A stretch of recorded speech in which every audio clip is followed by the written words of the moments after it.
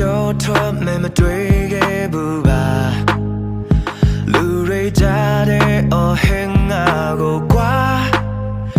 စူပူပြီးမထွက်သွားခါတော့လဲလုံးမကြည့်ပါ